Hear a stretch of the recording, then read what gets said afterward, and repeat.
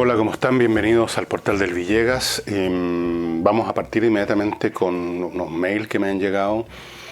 Son más o menos largos y los leo porque me parecen representativos del sentimiento, el pensamiento de muchos de ustedes, de muchos de los que me han escrito mail. Yo no digo que sean representativos de toda la nación, no pretendo esas generalizaciones, pero tal vez sean representativos por lo menos de aquella parte de la gente del país que ve este programa, simplemente. Y sin más preliminares voy a leerlos. Este es un ex oficial de la Fuerza Aérea de Chile, con 25 años de servicio. También fue oficial de Estado Mayor, hizo cursos de mando superior, etc. Un oficial de alto rango fue un oficial. Su padre también lo fue. Así que dice que conoce la Fuerza Aérea desde el momento que nació prácticamente. Y dice que ha reflexionado mucho sobre el tema de las Fuerzas Armadas y dice que la están destruyendo desde su interior y también desde el exterior. Y hace una serie de puntos sobre las Fuerzas Armadas que voy a leer. Dice, primero, caída en su moral y repercusión al momento de entrar en un conflicto si llegara a ocurrir. Disminución de la calidad de sus miembros por esta campaña en su contra en estos últimos 30 años. Tercero, los submiembros en los más altos grados, se refiere a las Fuerzas Armadas en general, ¿no? Coloca sus intereses personales sobre el prestigio y respeto de la institución. Dice luego, como el alto mando ya no cree en la guerra, no son capaces de ver la importancia de la voluntad, del apego, del sentido de la pertenencia, el deber y lo más importante, el honor, que debiera ser el vector de sus conductas y de todos los miembros de las instituciones. Después dice, el problema de las pensiones en las Fuerzas Armadas, lo que significa en lo económico y en su actitud frente a las obligaciones en tiempo de paz y en un caso de conflicto armado. Luego dice y observa, ¿por qué las Fuerzas Armadas van a tener la voluntad en defender a Chile si lo único que reciben de los ciudadanos y distintas organizaciones son insultos, ataques y desprestigio, que dañan el alma de las Fuerzas Armadas y buscan venganza, o sea, estos ciudadanos y estas organizaciones? Luego menciona la incapacidad de los comandantes en jefe para proteger a sus instituciones por falta de voluntad y carácter. La peor acusación que se le puede hacer a un militar es no cumplir con su deber. Y eso es justo lo que no hacen los comandantes en jefe. Luego dice, las antiguas Fuerzas Armadas se están transformando en un ente domesticado sin el espíritu necesario para morir cumpliendo su deber. Luego observa, esta falta de los comandantes de no defender sus instituciones hace que se quiebre la disciplina y la jerarquía y por ende la obediencia de los subordinados de grados más bajos. Esto es grave y produce rumores y el desprestigio del alto mando. Y luego culpa de todo esto que está pasando, dice. Mucho de lo que está pasando es culpa del señor Juan Emilio del Sagrado Corazón de Jesús Cheire Espinosa y su famoso nunca más. Dice que esas dos palabras son una traición a la patria, ya que el juramento es, y lo marca aquí, lo subraya, juro por Dios y esta bandera, servir fielmente a mi patria. En cualquier lugar, etcétera, etcétera, etcétera. Ahí ustedes conocen el juramento. Después dice, porque son varios puntos, los 3 comandantes en jefe debieran hacer presente su malestar en el gobierno y a toda la ciudadanía sin importar las consecuencias, o incluso perder sus puestos y regalías. Dice luego, si bien es cierto que nadie quiere entrar en un conflicto armado, si es necesario hacerlo cuando corresponda,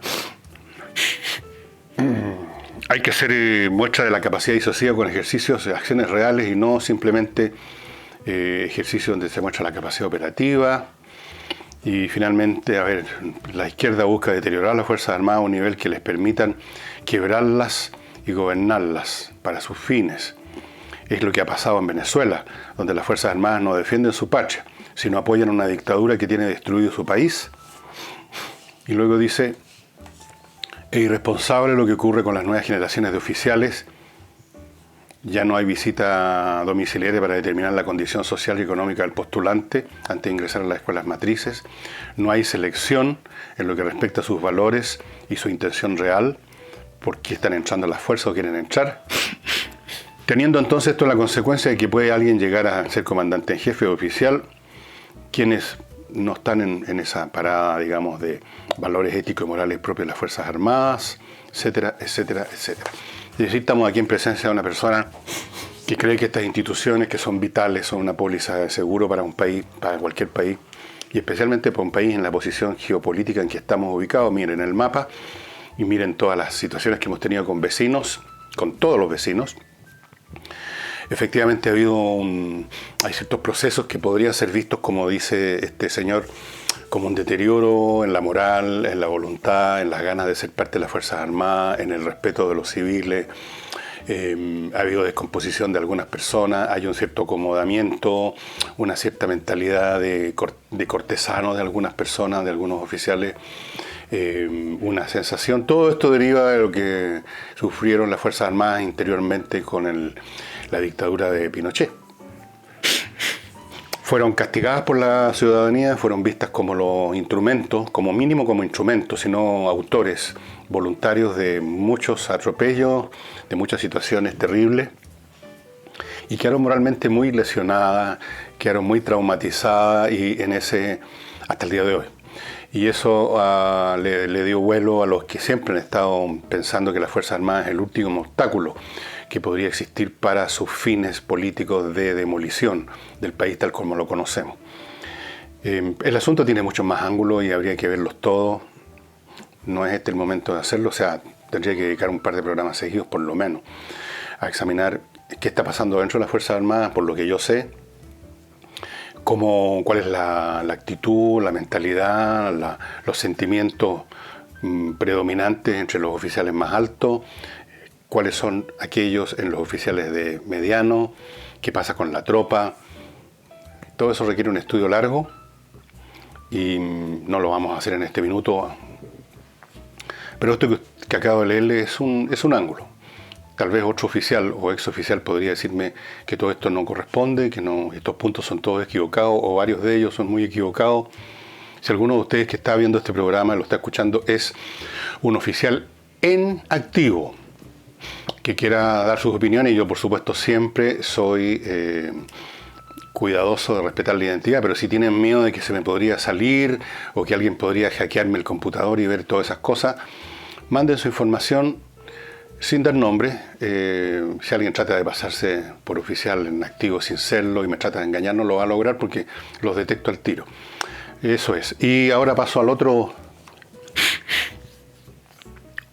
mail, que es bien interesante porque se refiere a un punto que aparentemente pertenece y tiene que ver solamente con España y específicamente Andalucía y lo que pasó allá con esta inesperada éxito que tuvo este partido de ultraderecha, el Vox. Pero yo creo que mucho de lo que dice aquí se puede aplicar perfectamente a lo que ha estado sucediendo en Chile, con mucha gente que se ha ido virando desde la izquierda hacia la derecha, sin hacer mucho ruido, sin manifestarlo, sin salir a la calle con el puño en alto a decir ya no voy a subir más el puño, esta es la última vez, ya no creo más en todas esas cosas. No, estas cosas se hacen en silencio para evitarse la vendetta, incluso a veces de los familiares. Pero lo que voy a leer es lo siguiente. Es una carta abierta que le mandó un médico y escritor malagueño a Pablo Iglesias. A Pablo Iglesias, que es dirigente de las izquierdas en España. Y es un dirigente del grupo Podemos, que nunca pudo nada en España, dicho sea de paso. Es una carta que publicó el diario El Mundo, y en esta carta le explica por qué en Sedella, que es un pueblecito chiquitito en Málaga, donde siempre ha ganado la izquierda, incluso 6 de sus 7 concejales son de la izquierda, en estas elecciones arrasó los partidos de derecha a derecha. Invita primero a este señor Pablo Iglesias a que vaya a conocer el pueblo. Dice que nadie lo va a molestar. Nadie lo va a molestar, señor Iglesias. Nadie de Ciudadanos, nadie del PP, nadie de derechas que deba quitarle el sueño, dice. Son unos rojos mis paisanos de Sedella. Unos rojos irredentos, unos rojos de cojones. Pero mire usted, por donde hace unas horas, como por ensalmo, se me han vuelto fascistas, mis paisanos o medio fascistas. 109 votos han ido al Partido Socialista y a Podemos, y otros 104 se han marchado al Vox, al PP y a Ciudadanos. Le pregunta, ¿no le asombra eso, señor Iglesias? ¿No le dice nada que un pueblo de rojos se haya convertido en facha de la noche a la mañana? ¿Sigue pensando usted que hay que salir a la calle para combatir el fascismo? ¿Cree necesaria una marcha con el lema "no pasarán"? ¿No se da cuenta, señor Iglesias, de que ese supuesto fascismo ha nacido de las propias filas de ustedes y del Partido Socialista, de sus propios errores, de sus propias contradicciones y de tanto tocarnos los cojones al conjunto de la sociedad? Y aquí viene una fantástica secuencia de explicación acerca de por qué las personas empiezan a pasarse para el otro lado, o sea, a convertirse, abro comillas, en fascistas. Le dice, mire usted, señor Iglesias, cuando usted dice que no puede pronunciar la palabra España porque le duele la boca, nace un fascista. Cuando usted grita "Viva, Visca Cataluña libre y soberana", nace un fascista. Cuando usted se va a una cárcel a negociar los presupuestos nacionales con unos investigados por sedición, nace un fascista. Cuando usted predica pobreza y sobriedad pero se compra un chalet, nace un fascista. Cuando una parlamentaria de Podemos retira la bandera española del Parlamento catalán, nace un fascista. Cuando Ada Colau, un personaje de allá, dice que ha votado sí a la independencia catalana en un referéndum ilegal, nace un fascista. Cuando usted y los suyos hacen parabienes de Chávez y Maduro, nace un fascista. Cuando Pedro Sánchez y usted se reparten como los puestos directivos de la Radio Televisión Española, aquí podríamos decir Televisión Nacional, nace un fascista. Cuando usted se lleva las manos a la cabeza porque un inmigrante ilegal murió de un infarto en Lavapiés, pero no se las lleva cuando asaltan en grupo la valla de Melilla, nace un fascista. Cuando le tiran excrementos a nuestra policía de frontera y usted no dice nada, nace un fascista. Cuando a Pedro Sánchez lo encumbran a la presidencia del gobierno los votos suyos y los de Bildu y los de Gabriel Rufián, nace un fascista. Cuando escupen los independentistas de Aborrell y usted se calla, nace un fascista. Y luego dice para otra personaje, una señora del mundo de la izquierda, cuando usted dice que la huelga de los médicos catalanes le parece justa y necesaria, pero que la de los médicos andaluces es cosa de personas de derechas, nace un fascista. Cuando un andaluz tiene que esperar 10 meses una colonoscopia y luego tras hacérsela resulta que tiene un cáncer de intestino, nace un fascista. Cuando un andaluz va a la farmacia y hay desabastecimiento, nace un fascista. Cuando a un maestro andaluz, o sea un profesor, le pegan o lo insultan, como ocurre en Chile, y la izquierda no dice nada, nace un fascista. Cuando a un auxiliar de enfermería andaluza le arrojan una escupidera de orines a la cabeza y la izquierda no dice nada, nace un fascista. Cuando en las aulas se les obliga a los niños a estudiar temarios tendenciosos, nace un fascista. Y así sucesivamente, ¿para qué les voy a leer todo? Porque se me da el programa. Termina concluyendo, busque usted a los fascistas en las propias sedes de Podemos. Aquí podríamos decir en las propias sedes del Partido Socialista, del Partido Comunista, etc. Quien siembra vientos cosecha tempestades. Así que, señor Iglesias, ahórrenos llantos y lamentos en las calles, ahórrenos barricadas y carreras policiales. La movilización ha de hacerse antes de ir a las urnas, no después, cuando no les gusta el resultado. Eso es lo que dicen por lo menos los verdaderos demócratas. Deje tranquila a Andalucía por 4 años y veamos todos, al menos por una vez, qué saben hacer por estas maltratadas tierras, Ciudadanos y PP, o sea, estos partidos que no son de izquierda. Y si dentro de 4 años no nos gusta lo que hacen, bueno, haremos como hemos hecho hasta ahora con el cortijo de Susana, mandarlos a hacer puñetas, y así sucesivamente. Yo creo que esta carta fantástica, bien escrita, potente, podría aplicarse a Chile perfectamente cambiando algunos nombres nada más. O sea, uno podría decirle al señor Gutiérrez que cuando gobiernan mal, cuando se reparten pegas en el Estado, cuando repletan las instituciones públicas con camaradas, cuando lo hacen todo mal, cuando paralizan la economía, nacen los fascistas pobres. Todos somos fascistas pobres en Chile. Más del 50% de la población somos fascistas pobres. ¿Por qué? Por lo que dice este caballero. Investíguense ustedes mismos qué han hecho, investiguen sus actitudes, y ahí van a entender por qué nacen los fascistas pobres. Y se me ha ido un buen pedazo de programa, así que de inmediato les cuento, estimados amigos, que que usted tiene una oportunidad fantástica para comprar joyas maravillosamente bien hechas, maravillosamente bien diseñadas, por supuesto con metales y piedras preciosas, en una joyería que se llama Eternal Love, que se encuentra en el Mall Los Dominicos, Mall Plaza se llama, Los Dominicos, está en Las Condes, disfrutando además de una ventaja extraordinaria. Los precios son de duty free, 20% de descuento para empezar a hablar. Y si usted compra en internet, porque hay algunos productos que algunas cosas de internet que al comprarlas, y para eso usted tiene que entrar al sitio eternallove.cl, hay algunos de estos artículos, repito, que tienen un descuento adicional, o sea que en una de esas, a ese 20% del duty free usted le va a agregar otro tanto y va a tener unos descuentos del 40%. Esto no en todos los productos, pero en varios. Y en todo caso, para todos vale lo del 20%. Así que vaya dándose una vuelta, ahora que se acerca la Pascua y hay que regalar, y las joyas siempre son bien recibidas, no importa cuántas joyas se tengan, las señoras y señoritas les gustan las joyas, a nosotros también. Así es que Eternal Love, estimados amigos, eternallove.cl, des una vuelta ahora para mirar la oferta. Hay cosas muy, pero muy, o sea, todo. Ahí es realmente muy bonito. Que lo que hay, anillos de compromiso, argollas matrimoniales, joyas, pendientes, aros, todo lo que tenga que ver con joya está disponible. Este micrófono me tiene hasta los cojones.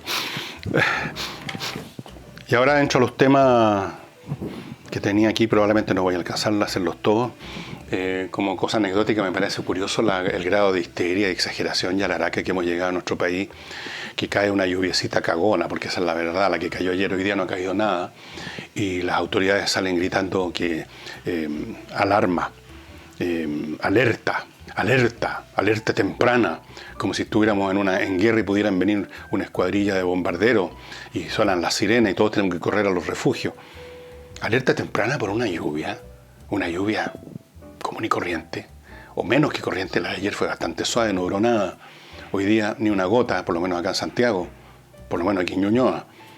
No sé, a lo mejor hay un diluvio en Lo Barnechea, pero aquí no pasa nada.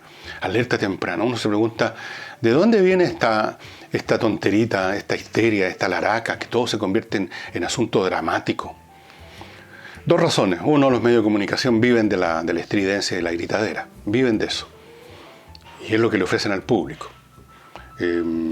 Así de simple. Y segundo, las autoridades de gobierno hoy en día, sabiendo que existe esta histeria mediática, que todo tiene que ser gritoneado en la prensa, quieren hacer su numerito también, quieren mostrarle a la población que están pendientes, que no están meramente calentando un sillón y forrándose los bolsillos con los sueldazos que paga ahora la administración pública. No, están haciendo cosas, y una cosa es decir que hay una alerta temprana. Entonces todo el mundo corre al escenario a gritar y a hacer alaraca por una lluviecita. Es francamente increíble. Dejando eso ahora, me han pedido muchas personas que me refiera a un tema del cual salió una información incluso en la prensa nacional a propósito de una investigación que se hizo en Estados Unidos, en Wall Street, y donde los ejecutivos de las empresas financieras no están contratando mujeres por miedo a tener problemas. No están contratando mujeres, simplemente no se atreven a reunirse con mujeres, tratan de estar en un piso distinto a mujeres, tratan de evitar que en cualquier momento una persona que interpreta mal las cosas, o que está molesta, o que está despechada, o que está enojada, los vaya a acusar de acoso o de ataque, y ya saben perfectamente ustedes que contra esos ataques que no tienen prueba física para probarlos, pero tampoco tienen prueba física para desprobarlos, no hay nada que hacer. La persona queda manchada y las personas son echadas instantáneamente por miedo de todos, aunque sepan perfectamente que el asunto es una ridiculez, por miedo a que no vaya a ser ellos el blanco de un ataque en la próxima pasada. Entonces impera la paranoia y no están contratando gente. Y aquí en Chile está pasando lo mismo, solo que no hay una investigación que lo esté estudiando, pero los ejecutivos, especialmente, que son personas que viven en cualquier circunstancia siempre en el pánico escénico, viven aterrorizados, son una manga de cobardones en todas partes del mundo, y en Chile especialmente, están en la misma postura.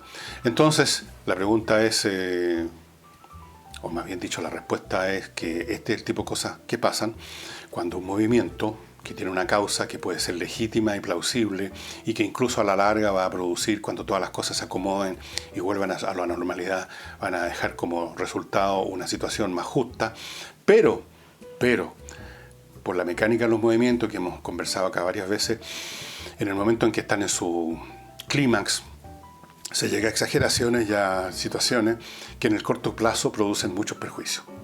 En el corto plazo, efectivamente, las mujeres en Estados Unidos y también en Chile van a tener más problemas para emplearse porque hay mucho temor de emplear a una persona que tarde o temprano puede provocar problemas.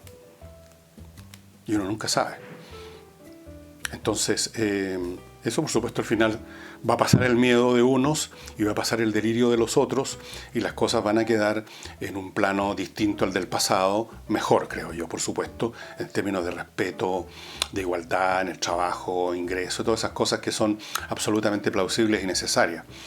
Pero estamos en la fase del movimiento y los movimientos llevan siempre todo a los extremos y a su vez, como lo hemos dicho muchas veces, eso ir a los extremos es el resultado de que sin ir a los extremos aparentemente no se logra nada en este mundo. Así que por el momento estamos viendo este tipo de consecuencias inesperadas, no previstas en el mundo laboral femenino. Me lo han comentado varias señoras, además hay señoritas que me mandan mail, que cuando van a una entrevista laboral se nota que la entrevista es meramente un trámite para que no nos acusen a la empresa de segregación, de prejuicio, qué sé yo, de hacer diferencia, pero que en el fondo se ve que no hay voluntad de tomar en cuenta sus méritos que puedan tener y que no las van a contratar porque no quieren comprarse un posible problema. Fíjense ustedes, para que vean ustedes cómo son las cosas. Pero esto va a pasar. Estos estados febriles que vive una sociedad cuando está una causa en acción van a terminar pasando. Va a llegar un momento en que ya no van a haber desfiles poco menos para cambiar el abecedario o cambiar el alfabeto. Va a llegar un momento en que las cosas van a establecerse en el nivel razonable que corresponde. Y otro tema que me han pedido que hable, que lo voy a hacer en lo que me queda de tiempo, es el tema de la firma que va a hacer el presidente Piñera a nombre del Estado chileno de una carta, digámoslo así, un proyecto, no sé cómo llamarlo, un acuerdo mundial desarrollado por las Naciones Unidas para el tema de las inmigraciones.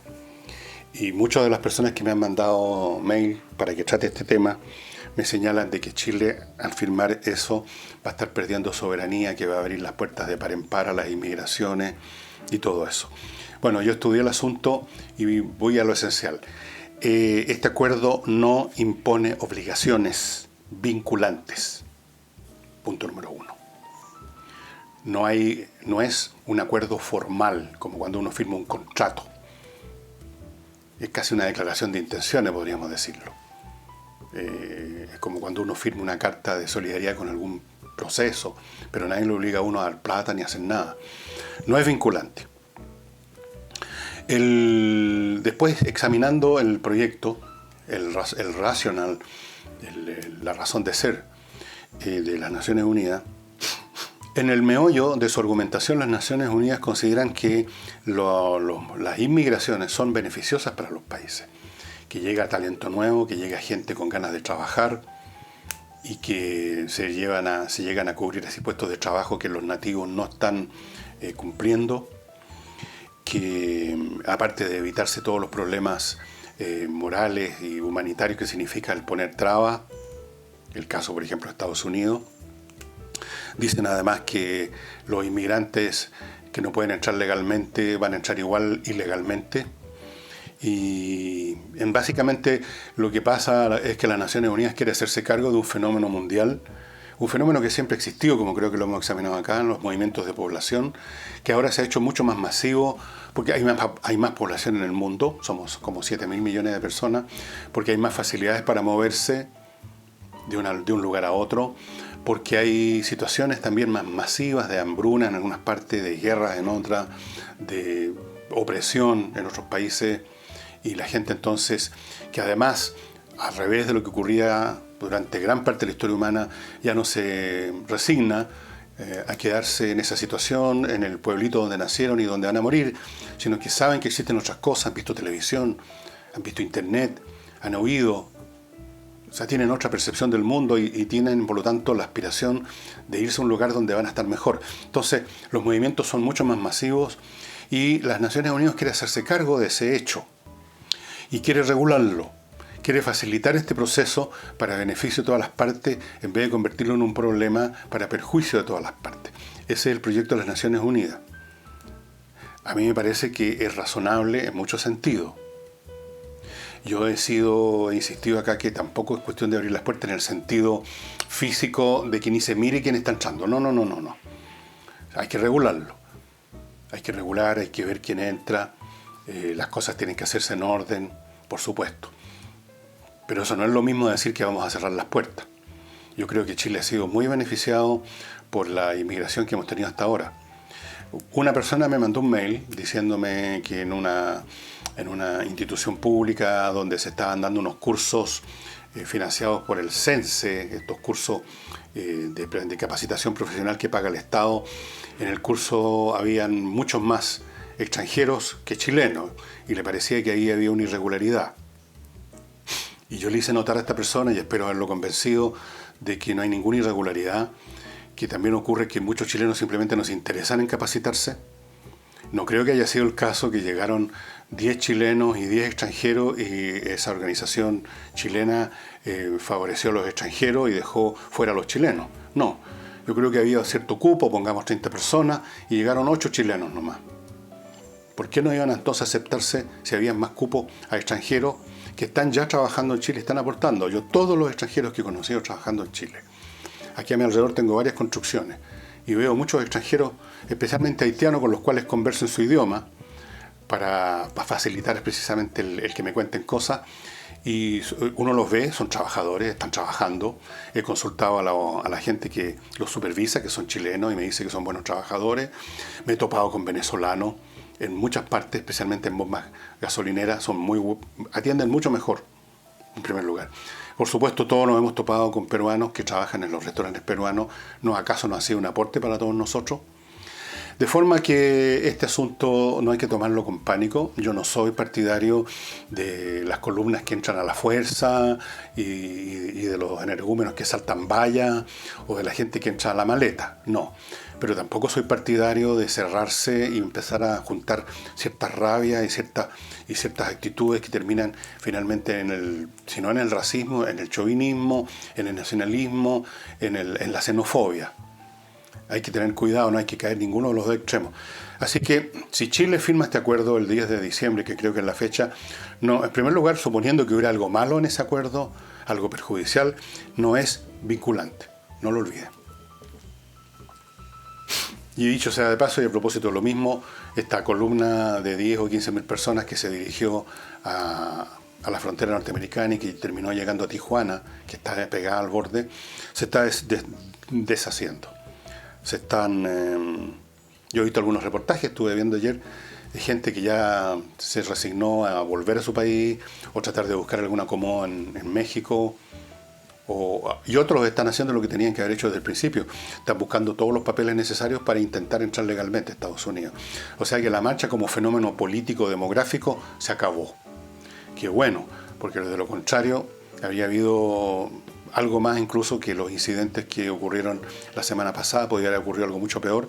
Espero que la cosa se deshaga por las buenas. Es decir, gente que hace cola con los papeles, gente que se queda en México y va a estar en mejor situación que en su país de origen de todas maneras, a pesar de que México no es el paraíso terrenal, y otros que se van a tener que regresar. Ese es el resultado hasta el momento de la famosa marcha. Y antes de continuar,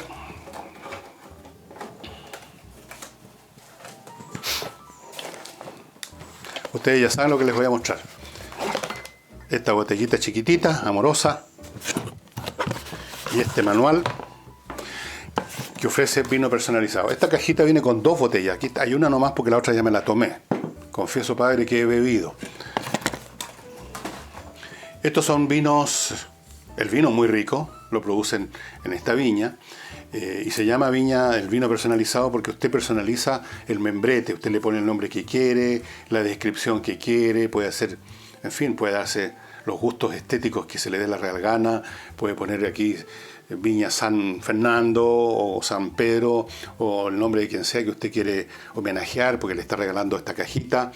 Los vinos son excelentes, como le digo, y viene esta caja acompañada por este librito que yo ya les he mostrado, pero se los recuerdo, para que usted, si quiere, si tiene espacio, si tiene una parcela, si tiene una viña o quiere plantar, pueda producir su propio vino, aunque sea solo para una copa, pero su propio vino.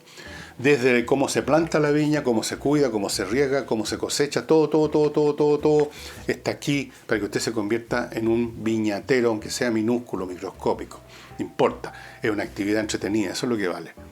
Y en una de esas, si usted tiene un lugar más grande, de repente, como tantas viñas pequeñas en Chile así partieron, se convierte en una viña propiamente tal y vende su producción, y etcétera. Así es que yo les sugiero que se pongan en contacto con Vino Personalizado, los datos están a mi izquierda, y pruebe. Se le van a llevar el producto a su domicilio, donde usted pide que se lo lleven. Si es en Santiago no tiene costo adicional esa entrega, si es fuera de provincia es muy poco más el envío, y lo más importante de todo, estimados amigos, creo yo, es lo que hay dentro de la botella. Es un vino muy rico, y si esta botella se ha salvado porque la última que me queda y tengo que mostrársela, sería feo mostrar una botella vacía, ¿no es cierto? Así es que ya saben, vino personalizado, amigos, no pierdan tiempo, recuerden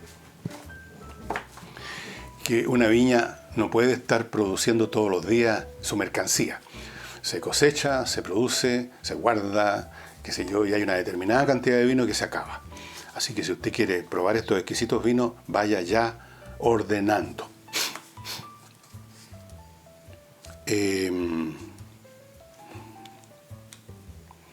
Y finalmente, amigos, sí, para dar término al programa, en lo internacional, estas conversaciones de Estados Unidos y China que se libraron en el G20, cuando conversaron entre sí el emperador Xi y Trump. Entre paréntesis, alguien me mandó un mail diciéndome que en realidad el hecho de que Xi se hubiera cambiado la constitución para que la presidencia pudiera ser reelegida indefinidamente y todo, que eso no era importante porque el verdadero poder en China radica en la calidad de ser secretario general del Partido Comunista y cosas así.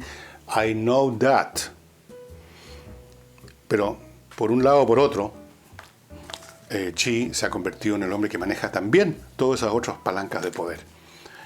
Lo de la presidencia puede ser más simbólico si ustedes quieren, pero es un símbolo de algo real, de que tiene todo el poder en sus manos. Por eso lo llamo el emperador Xi. Bueno, en esas conversaciones parecía que iba a haber algo bueno. Se habló de una tregua, se habló de que se podría llegar a acuerdo, pero fíjense ustedes de que la cosa no está tan clara, porque incluso en las declaraciones que hicieron ambos países al terminar, no dijeron lo mismo, dijeron cosas distintas. Por ejemplo, Estados Unidos dijo que hay 90 días de plazo para que se llegue a algún acuerdo, y los chinos no mencionaron ese plazo, no hablaron de plazo. Dieron a entender como que se había acabado la guerra comercial o que se había suspendido sin dar fecha. Y Trump puso una fecha, vamos a estar suspendidos en aumentar de día 25% los impuestos a sus productos por 90 días para ver si se llega a un acuerdo, pero si no, los vamos a poner. Los chinos no dijeron nada. Los Estados Unidos anunciaron también que los chinos iban a hacer sustanciales compras, especialmente en el campo de la agricultura. Los chinos no dijeron nada en su declaración. También dijeron los norteamericanos de que se iba a suspender unas tasas impositivas muy fuertes a los automóviles norteamericanos que se venden en China. Tampoco los chinos lo mencionaron. Es decir, ambas partes parecen haber entendido o dicen haber entendido una cosa distinta. Tienen distintas interpretaciones del acuerdo, por lo tanto, eso no es un acuerdo. No sé lo que sea, realmente.